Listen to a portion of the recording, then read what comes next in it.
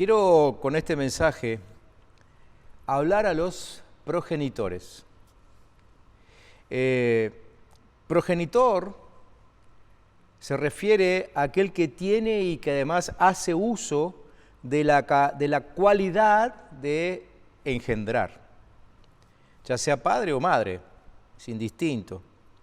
Esa palabra, progenitor, contiene, para aquellos que les gusta la etimología y demás, contiene el prefijo pro, que significa hacia adelante. Y también contiene un sufijo, tor, que hace alusión a un agente, todo junto. Y tiene una raíz, que es la raíz gen, de la cual derivan palabras como, por ejemplo, engendrar, dar a luz. Entonces, progenitor es el agente que hace avanzar hacia adelante el movimiento generativo de una especie, engendrando hijos. Obviamente, y desde nuestro punto de vista, existe el progenitor biológico, como también existe el progenitor espiritual. El biológico es fácil de entender, papá, mamá, ustedes engendraron hijos, son progenitores. Pero el progenitor espiritual es aquel que además engendra hijos espirituales. Aquí en la iglesia los llamamos discípulos. A ambos les quiero hablar a través de este mensaje. Y lo quiero hacer recordando una historia, una quizás de las historias más conocidas de la Biblia. La encontramos en Éxodo, en el libro de Éxodo. Tanto en el capítulo 1 como en el 2, yo le voy a ir leyendo estos versículos para que ustedes puedan recordar la historia. La placa va a aparecer ahí para que puedan seguir la lectura. Dice que los hijos de Israel se reprodujeron y se multiplicaron y aumentaron bastante en número y en fuerza, y el país se saturó de ellos. Mientras tanto, en Egipto surgió un nuevo rey que no había conocido a José y le dijo a su pueblo: como pueden ver, el pueblo de los hijos de Israel es más numeroso y más fuerte que nosotros, así que debemos tratarlos con mucha sabiduría para que no sigan multiplicándose. Puede suceder que, en caso de guerra, ellos también se alíen con nuestros enemigos y peleen contra nosotros y se vayan del país. Entonces los egipcios pusieron sobre los israelitas a comisarios de tributos para que los afligieran con sus trabajos. Así los israelitas construyeron para el faraón Pitón y Ramesés, que eran ciudades de almacenaje. Pero mientras más los oprimían, más se multiplicaban y crecían, de modo que los egipcios sentían temor de los hijos de Israel. Por eso los egipcios sometieron a los hijos de Israel a una cruel servidumbre. Les amargaron la vida y sin piedad los obligaron a hacer barro y ladrillos, y todas las labores del campo y toda clase de trabajos pesados.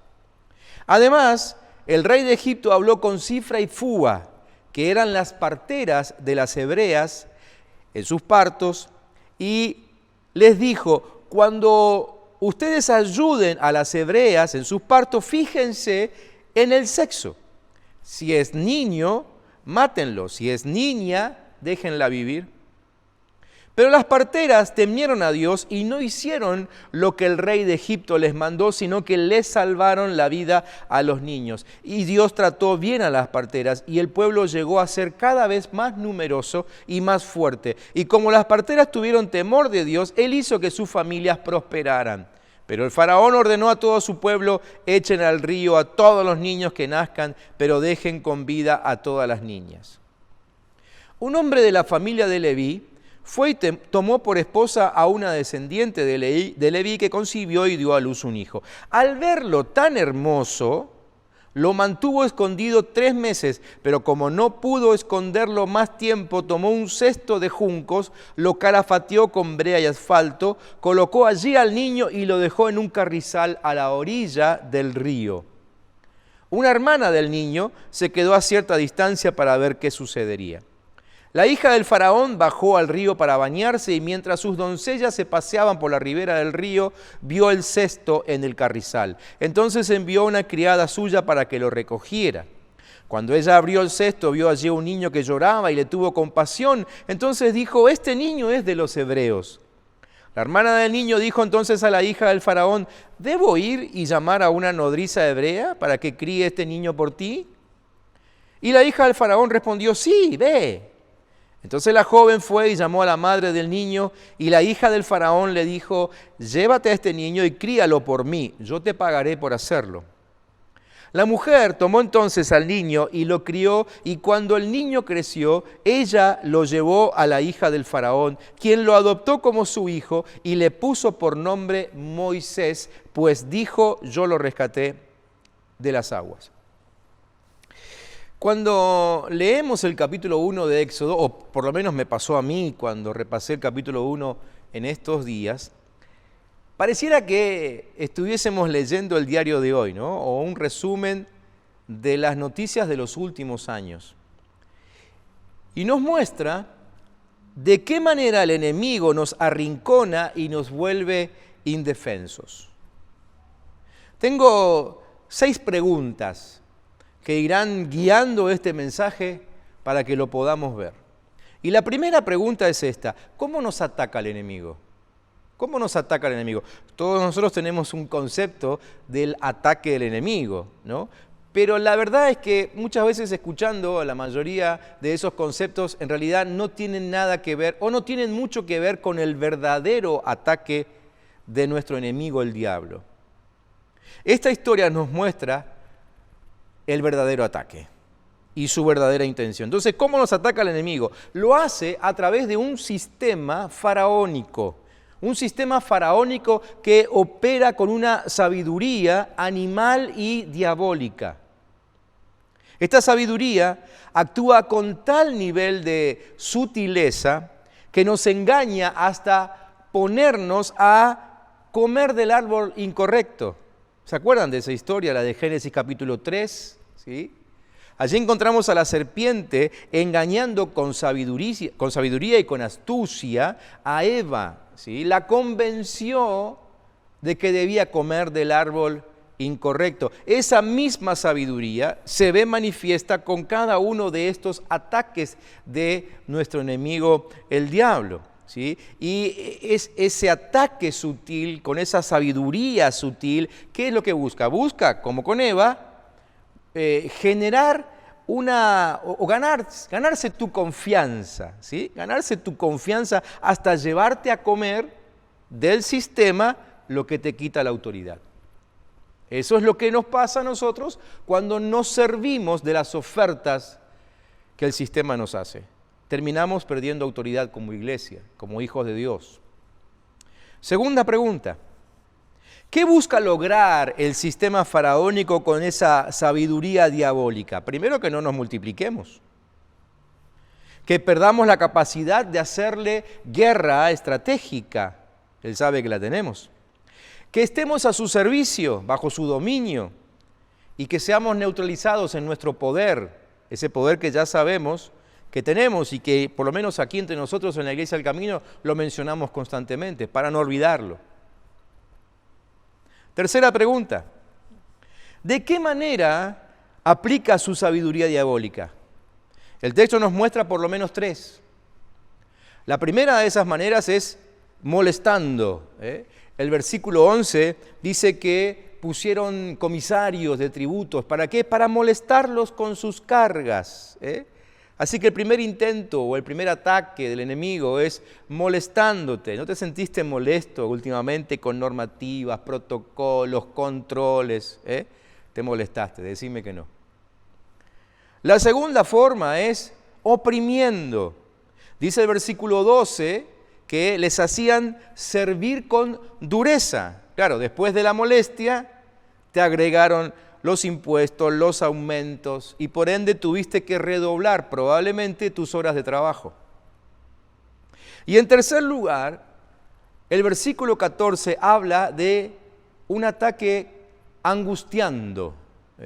La tercera manera de atacarte, angustiando. Dice el versículo 14 que amargaron sus vidas con dura servidumbre. Ahora te explico enseguida acerca de esto. Pero quiero que veas esto. En los dos primeros pasos, ¿sí? Cuando te hablé acerca de la molestia y de la opresión, ¿sí? Son pasos externos, ¿sí? Son avances que sí, es cierto, molestan ahí externamente, pero no detienen tu crecimiento, no detienen el crecimiento de la iglesia, del pueblo de Dios, no consiguen el dominio de nuestras vidas. Fíjense lo que dice el versículo 12. Dice que cuanto más los oprimían, tanto más se multiplicaban y crecían.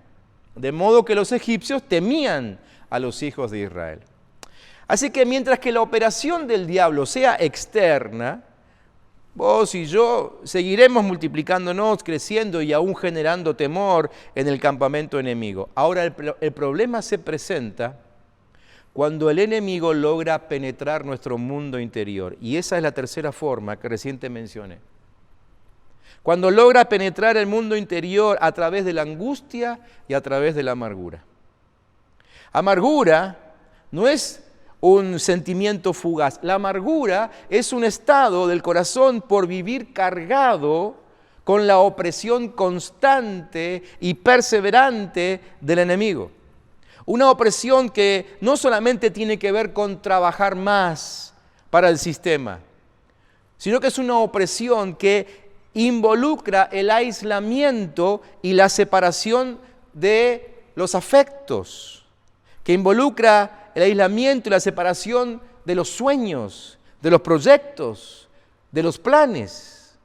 Cuando todo eso empieza a suceder y se provoca esa separación, es cuando la angustia comienza a entrar en nuestro corazón. Es cuando el dominio del enemigo empieza a ser ejercido sobre nosotros.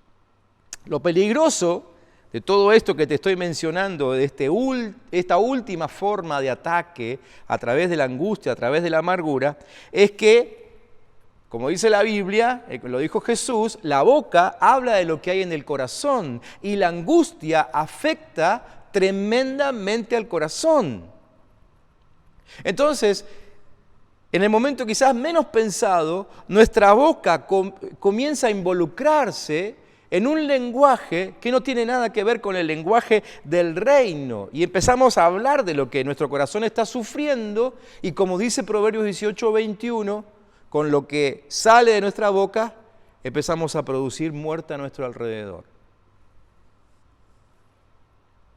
Así es como llega a tu vida la pérdida y terminás acostumbrándote a ella.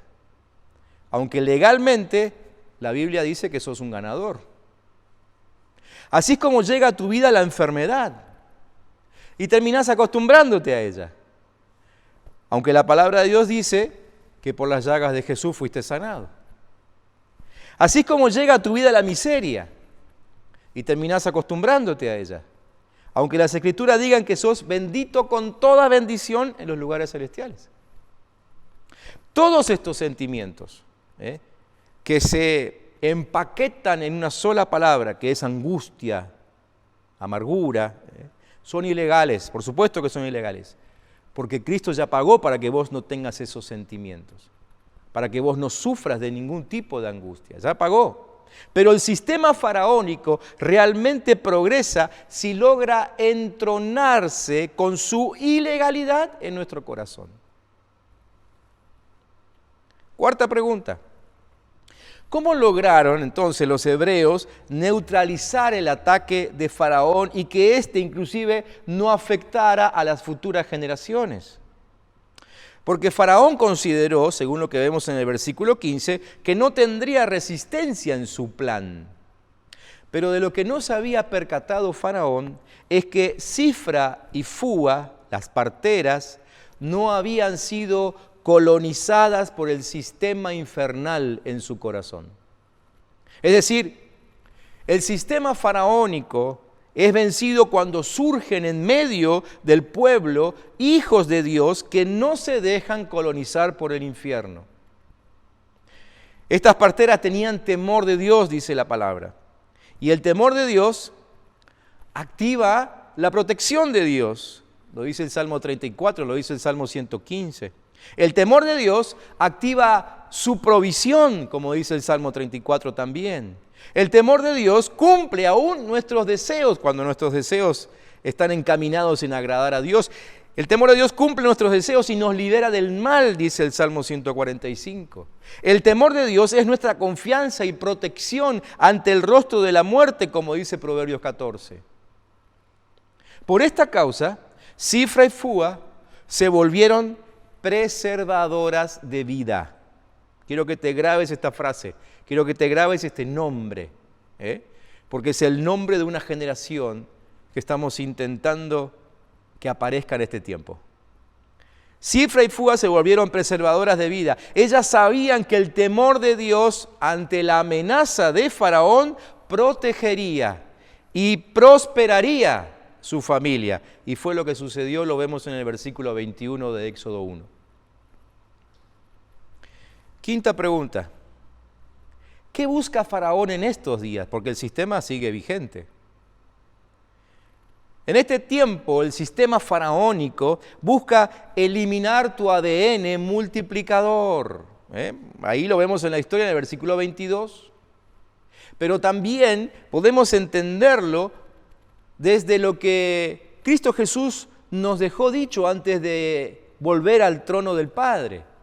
Justo antes de ascender al cielo, Él dijo que debíamos hacer discípulos, es decir, multiplicarnos, y es lo que el infierno no quiere, es lo que el sistema faraónico trata de impedir.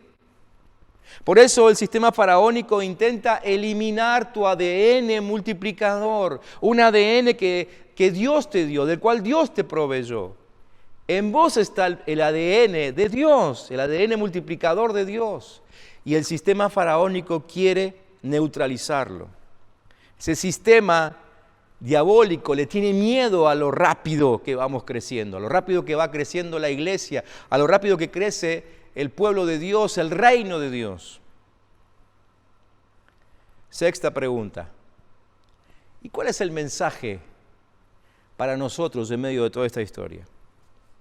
El mensaje es que, siendo preservadores de vida, saboteamos el plan del sistema faraónico y llevamos a que las familias recuperen su visión de futuro. Este es el mensaje que entiendo que tengo que soltar sobre la iglesia en este tiempo. Y quiero que pensemos en estos próximos minutos en cuáles son las características de los preservadores de vida. Y aquí viene el mensaje para los progenitores, los biológicos y los espirituales. A ambos, recuerden, a ambos les quiero hablar. Primero, la primera característica, un preservador de vida ve el propósito en las vidas que Dios envía bajo su paternidad. Como lo vio la madre de Moisés en ese niño que acababa de nacer.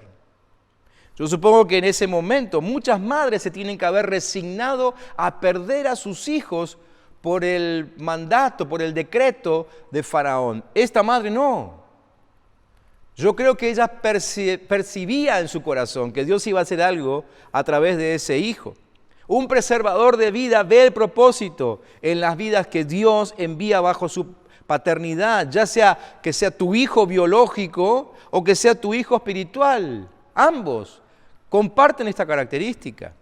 Quizá bajo tu paternidad, biológica o espiritual, ¿sí? Perdona que te lo repita, pero quiero que te quede claro. Quizá bajo tu paternidad tengas a un Moisés, o un Eliseo, o un David, o una Débora, o una Esther, o un Pablo. Todos esos hombres y mujeres y todos los demás en la Biblia tuvieron un padre o una madre, o mínimamente un tutor que los levantó y que puso en ellos el ADN multiplicador. Te pregunto, ¿pudiste ver propósito en tus hijos? ¿Pudiste ver propósito en tus discípulos? A vos líder, a vos discipulador te hablo. ¿Pudiste ver propósito en ellos?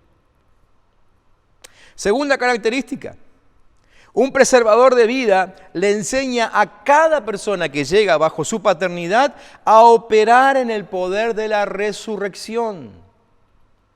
Dice el texto allí en el segundo capítulo de Éxodo, versículo 2 también, que la madre lo tuvo escondido 3 meses a Moisés. No sé si lo metió en un placar, dónde, pero lo tuvo escondido ahí 3 meses. Y el poder de la resurrección justamente siempre opera después de un tiempo de estar escondido, sepultado. Ahí es cuando el poder de la resurrección empieza a obrar. Y el preservador de vida es aquel que le enseña a su hijo, le enseña a su discípulo a manejarse por ese poder. Un poder que surge después de haber estado quizás en el anonimato. Tercero, el preservador de vida le revela a su hijo, a su discípulo, que camina bajo el favor de Dios. El padre, madre o discipulador que es preservador de vida le enseñará que el favor de Dios lo encapsula en medio de los cocodrilos. No sé si esa fue la intención de la madre de Moisés cuando calafateó aquella cesta, ¿no? No solamente le servía para que la cesta pueda flotar allí en el río Nilo, quizá también servía para ahuyentar a los cocodrilos o por lo menos hacer que el niño pase desapercibido. Pero un preservador de vida le enseña a su hijo, a su discípulo, a caminar bajo el favor de Dios. Le hace ver que Dios le da protección en todo momento y en medio de cualquier circunstancia. ¿Por qué? Porque Dios tiene un propósito para él. Le enseña que el favor de Dios lo protege y lo guarda. Así que te pregunto, ¿qué le estás enseñando a tu hijo? ¿Qué le estás enseñando a tu discípulo? Ya sea con tus palabras o con tu ejemplo. Cuarto, el preservador de vida prepara una generación de infiltrados para liberar a millones de un sistema diabólico. Moisés era egipcio por fuera, pero por dentro siguió siendo hebreo siempre. Y esa firmeza, ya saben ustedes quién se la impuso, quién se la enseñó, quién se la ministró. Su madre, su progenitora. Ella se aseguró de que aunque Moisés pareciera por fuera que era igual a todos los demás, por dentro era inquebrantable. Por dentro tenía los valores del reino de Dios. Aprovechó, esa madre le enseñó a aprovechar lo bueno que el sistema podía ofrecer, porque seguramente que Moisés en el palacio aprendió muchas cosas, estrategias de guerra, fue entrenado, ¿sí? Fue fortalecido, cosa que después le sirvió durante 40 años conduciendo al pueblo en el desierto. Así que aprovechó lo bueno que el sistema podía darle, pero su interior era intocable.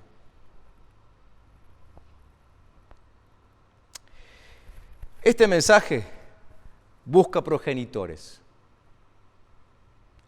Este mensaje busca preservadores de vida. Y yo me pregunto, ¿estarán aquí en esta transmisión esos padres? ¿Estarán aquí esos discipuladores? ¿Los veremos actuar en este tiempo? ¿Habrá una próxima generación de libertadores gracias al accionar de estos preservadores de vida que hoy tienen que surgir?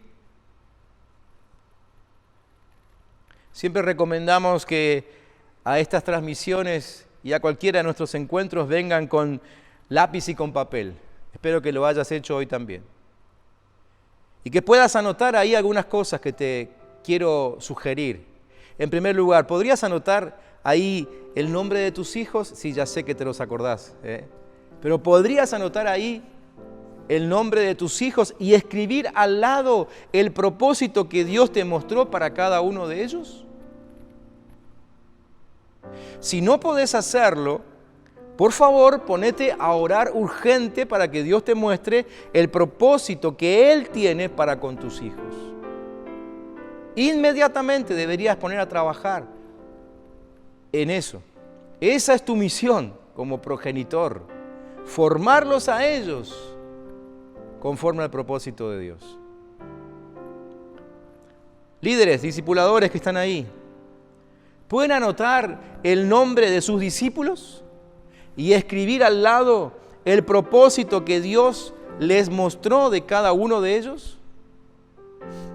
Si no lo pueden hacer, por favor, pónganse a orar urgentes, porque su función como líderes, su función como discipuladores, es formar a esos discípulos según el propósito de Dios, como lo hizo la madre de Moisés, y lo formó para llevar a todo un pueblo, a toda una nación, hacia una tierra prometida, hacia la libertad. En un momento más vamos a estar orando, consagrando a los preservadores de vida. Pero antes de orar por los preservadores de vida, aquellos que esta noche quieran comprometerse a ser preservadores de vida, yo quisiera que orásemos por otro motivo. De hecho, voy a invitar a mi esposa Marina que ella venga aquí conmigo y podamos orar juntos. Porque antes de orar por los preservadores de vida, yo quisiera que oremos por los angustiados y los amargados. Por favor, cuando digo amargados, entiéndase, no estoy hablando de aquel a quien despectivamente llamamos así, sino que queremos orar por aquellos que sienten amargura en el interior de su corazón. Aquellos que han sentido ese golpe perseverante, continuo, constante del enemigo y ya están empezando a sentir en su corazón esa angustia, la angustia porque se han separado de los afectos, porque se han separado de planes, se han separado de proyectos. Queremos orar por ustedes. Porque como les dije anteriormente, la amargura es la conquista de nuestro interior. Por allí comienza la colonización del infierno. Nunca nos permitamos a nosotros mismos llegar a ese punto en que la angustia se establezca en nuestro corazón, porque donde se establezca la angustia o la amargura, pasaremos a ser territorio sobre el cual el diablo puede trabajar, haciendo que quizás sea irreversible nuestra conquista. Así que vamos a orar primeramente por aquellos que se sienten angustiados y amargados en este tiempo. Después oraremos por lo demás. Si vos sos uno de esos que está sintiendo, una de esas que está sintiendo esa angustia en tu corazón, por favor cerrá ahí tus ojos y permití que durante los próximos minutos ministremos tu corazón. Vamos a pedir y quizás invitamos a toda la iglesia que se una en este pedido para que toda cadena de angustia y de amargura sea rota en tu corazón y hoy mismo recibas la libertad que necesitas, esa libertad para transformarte en un preservador de vida, esa libertad que te hace ver que hay dentro tuyo un ADN multiplicador, pero que también hay una libertad garantizada para todos aquellos que han creído en Cristo Jesús.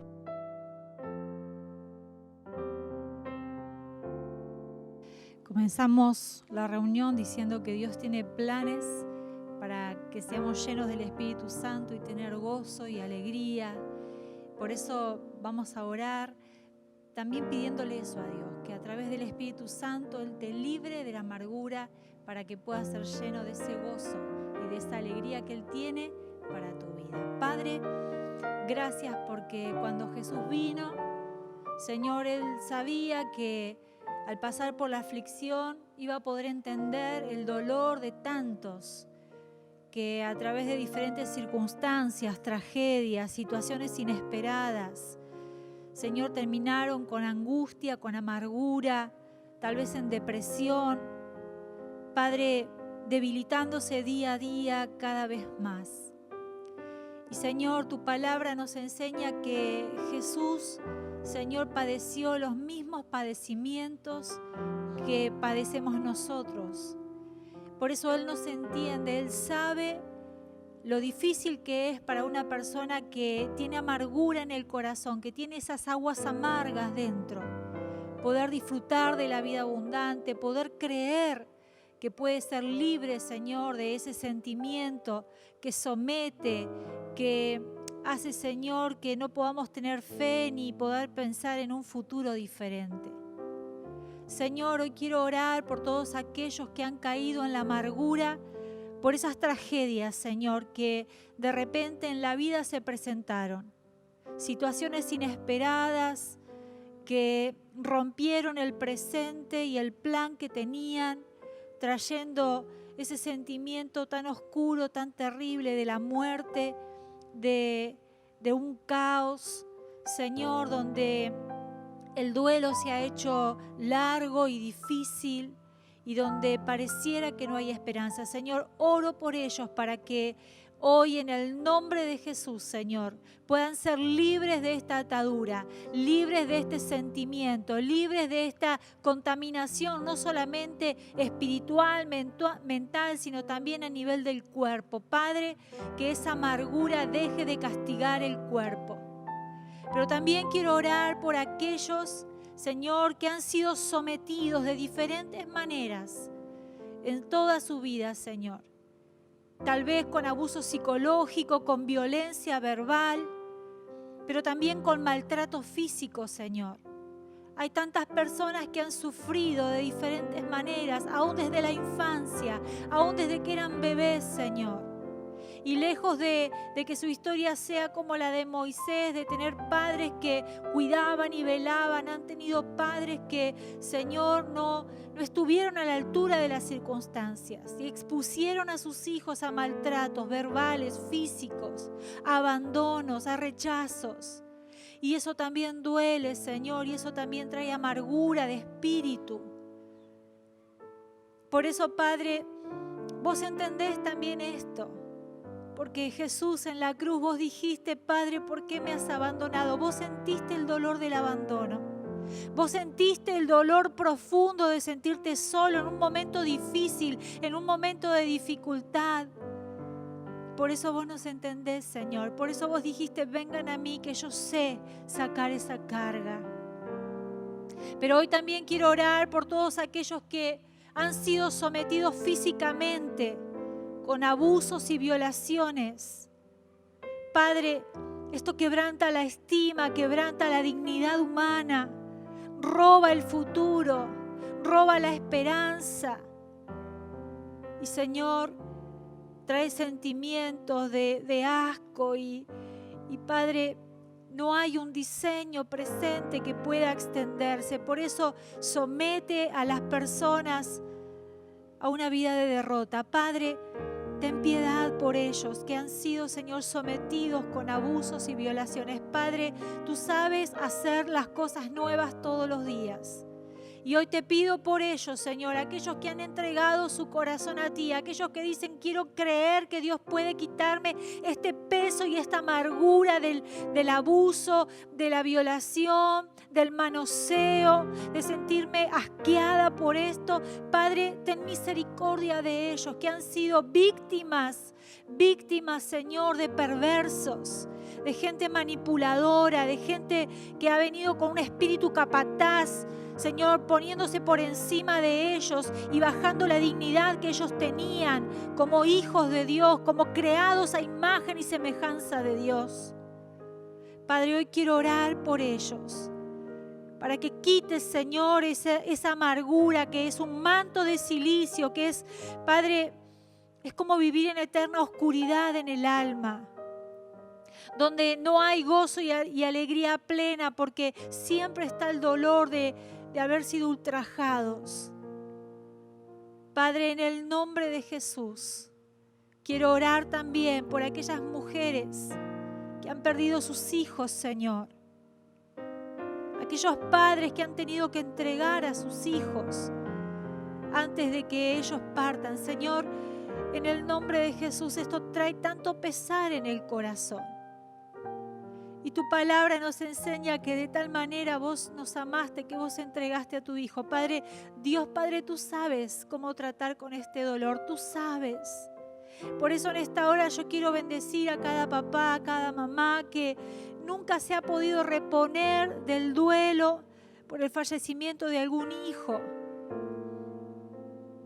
Y en esta hora, Padre, yo quiero clamar para que quites este dolor, para que venga el consuelo sobre ellos, para que tu paz definitivamente repose y aún esas aguas amargas que cada día hacen sentir el sabor amargo en la boca comience a desaparecer por la obra poderosa de tu amor, Señor, de tu amor derramado en la cruz por nosotros.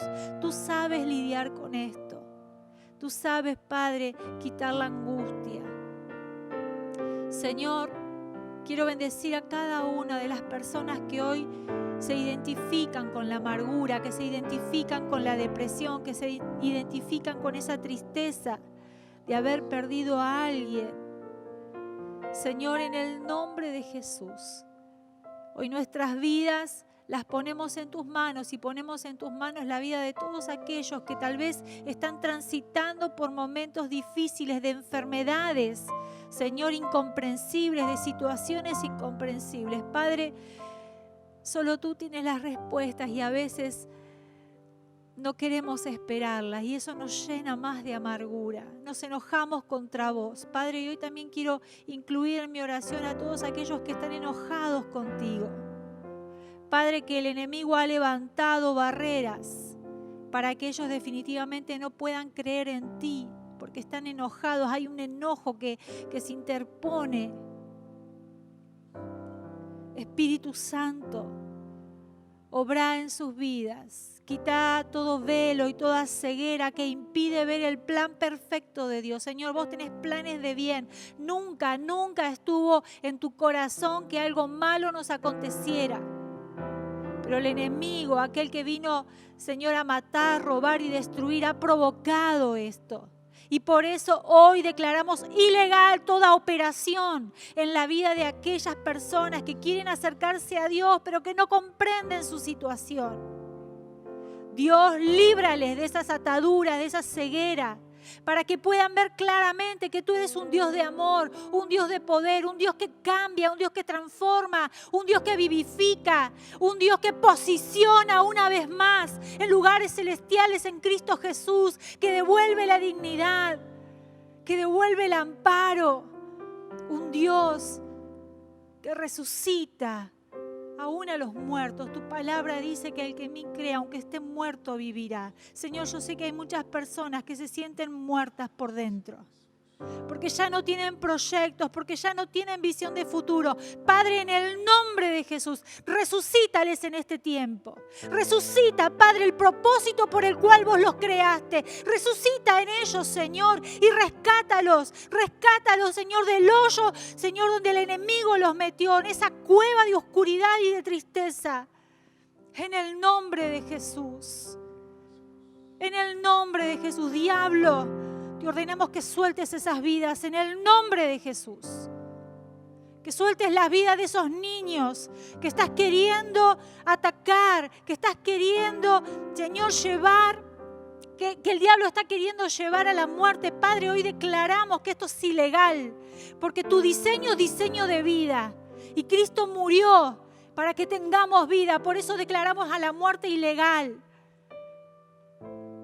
Y quiero orar por aquellas mujeres que en este tiempo entendieron que el aborto es algo que trae amargura al corazón, que en este tiempo entendieron que era pecado, porque el diseño de Dios es vida, Espíritu de Dios. Ministrales, Señor. Ministrales. Permite, Señor, que llegue el arrepentimiento, pero también permite, Señor, que el perdón les traiga paz a su corazón. En estos tiempos, Señor, donde El aborto quiere imponerse. Sabemos que aquellas personas que han practicado el aborto, sea mujer o sea varón, cargan con la culpa, con el dolor y con la amargura de haber cometido un asesinato, Señor. Y Padre, hoy tu palabra nos lleva a ser preservadores de vida. Y esta palabra confronta y esta palabra nos lleva a reflexionar. Padre, te pedimos piedad. Piedad para aquellas personas que necesitan el perdón de Dios, porque entienden que su obrar no fue consciente. Y aun si lo fue consciente, hoy se arrepienten. Señor, en esta hora quiero orar por ellos también. En el nombre de Jesús. Y en el nombre de Jesús, declaro que la paz de Cristo, esa paz que sobrepasa todo entendimiento, te alcanza, iglesia, te alcanza, mi amigo, mi amiga, que hoy oraste conmigo pidiéndole que Dios te quite la amargura, que te quite la tristeza y que te quite la congoja. Y vamos a orar también por aquellos que están tomando el compromiso de ser preservadores de vida. Quizás ya lo habías hecho antes y este mensaje solamente fue un refuerzo sobre tu creencia, sobre tu declaración, sobre tu modo de vida, pero quizás otros no lo habían pensado nunca. Quizás nunca se te cruzó por la cabeza que hay un propósito en la vida de tus hijos por el cual tenés que trabajar. Ese es el gran sentido de tu vida. Poder preparar a las generaciones que te siguen para que ellos puedan ser esos libertadores, que puedan meterse en medio del sistema y terminar venciéndolo, como vimos en la historia de Moisés. Quisiera que oremos juntos también. Quizás hiciste este ejercicio que te sugerí recién de escribir el nombre de tus hijos y de tus discípulos. Pone tus manos ahí sobre esos nombres en el cuaderno, en la hoja que escribiste. Y comenzaba orando conmigo y decía así: yo me comprometo a ser un preservador de vida. Yo me comprometo delante de Dios a trabajar en el propósito de aquellos que me diste, Señor, para cuidar. Si fueron hijos biológicos lo que Dios te dio, menciona sus nombres. Si fueron discípulos, bueno, podés también mencionar esos nombres. O podés mencionar a ambas listas si es que te tocó ser padre biológico y padre espiritual. Pero comprometete ahora delante del Señor a trabajar en ese propósito que Dios puso en el corazón de cada uno de ellos. Padre, en el nombre de Jesús, oramos para que estos preservadores de vida siempre tengan una visión fresca. Señor, que siempre tengan una revelación del cielo acerca no solamente de sus propias vidas, sino de la vida de aquellos a quienes les encomendaste. Señor, que cada día ellos cuenten con la sabiduría estratégica para formarlos como aquellos que se van a infiltrar en medio del sistema y van a terminar venciéndolo con el poder del reino de Dios, con el poder de Cristo Jesús. Señor, dales valentía. Dales a ellos también astucia, como vimos en la madre de Moisés. Dale, Señor, esa templanza, ese carácter, ese temperamento firme, fuerte, para decir: a mi hijo no me lo van a sacar, a mi discípulo no me lo van a robar. Y aún estar preparado con una oferta, como tuvo la hermana de Moisés en ese instante, y fue tan oportuna esa oferta, Señor, a la hija del faraón, que significó el discipulado de Moisés durante los primeros años de vida para que su corazón sea inquebrantable. Oh Señor, esa firmeza te pido para cada uno de los progenitores que están aquí ahora, entendiendo esta palabra y comprometiéndose a ser preservadores de vida. Señor, yo los bendigo para que aún ellos sean guardados en ti, Señor, mientras ellos trabajan con aquello que le diste para cuidar.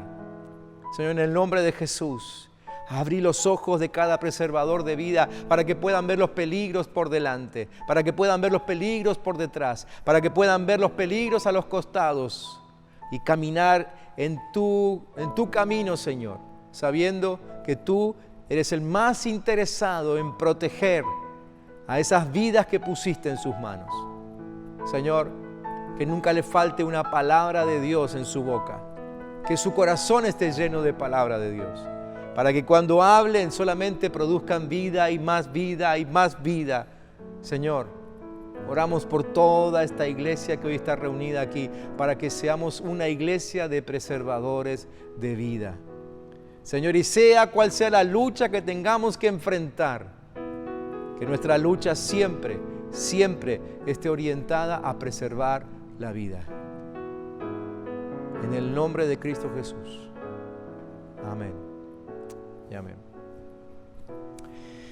Que Dios te bendiga, que Dios te fortalezca, que Dios ponga en tu corazón ese consejo justo, adecuado para esas generaciones con las cuales estás trabajando. Una vez más, mira a tus hijos, si los tenés ahí cerca. Si ya son grandes, bueno, quizás puedas buscar alguna foto y decir, voy a trabajar en ellos todo lo que pueda, con todas mis fuerzas, para que ellos sean formados según la palabra de Dios.